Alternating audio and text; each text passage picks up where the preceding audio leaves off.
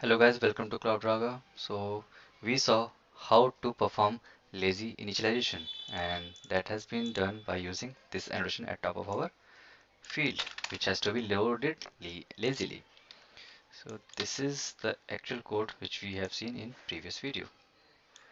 Okay, and the configuration is where we have marked that this field is an element collection. Just make sure that you are marking it lazy, and that's how it works. Okay, this was lazy, and lazy says I will only execute my query unless you are asking it. So we have asked right here in this line, just fetch the collection and print me the size. Then only it understands, okay, so I have to fire one more select query for that particular collection type. So that's how lazy works. What about eager? And what happens if you're using eager? So now we already know how to configure it. I'll just change this lazy to eager. Yep, that's it. So let's run this code one more time to see. So right now we have two select queries, 1 and 2. Going to execute this code one more time from here. Everything is same. Let me show you quick what we have. Same class, transactions, setting the fields. Even we are not using this. Let's comment this out. And then we have already this data. We're just trying to get that from database. Okay, so we have eager there, and with lazy we saw two select queries. One for first level objects, second select for next level objects.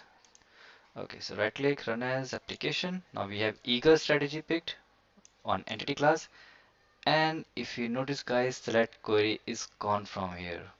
Yep, all because of eager. So what happened here? As soon as you say get, what Hibernate will do, it fires a select query which fetches everything, irrespective of whether you have collection, your collection has three fields or three minion fields. It doesn't matter for that.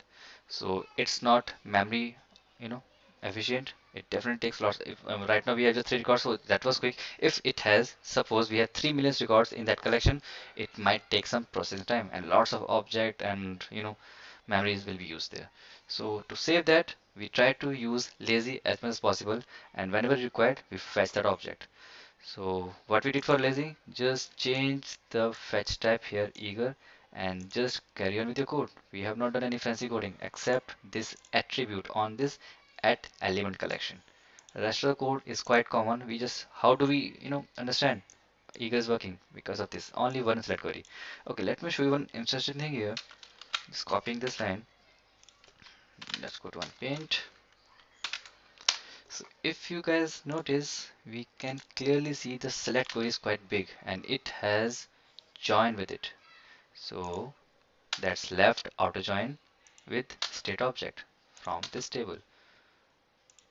These are alias names, so just ignore them. So Hibernate says select something from country, left outer join, states, and that's the condition where it will join itself. So this happens when we are working with eager fetch, eager fetch types. If you are not sure how or what is this join types, so please post in the comment. I will definitely make sure some videos on SQLs, which is just a starting. So yeah, stay tuned for the next topic. So that's it about eager and lazy fetch. Oh my bad, it's fetch types. Fetch types. Okay, and let me show you what happened when we use lazy fetch types. So it triggers only one select query, which I have already put in this image. I can take this out again from here, copy it and paste it. So you can clearly see the difference. When we have lazy, it fires select query unless it's once you are asking it. Otherwise, it won't trigger any query and saves you memory and processing time. So that's it for fetch type, guys. In next video, we'll talk about some more concepts of Hibernate. So thanks for watching. Let's meet in next video. Bye bye.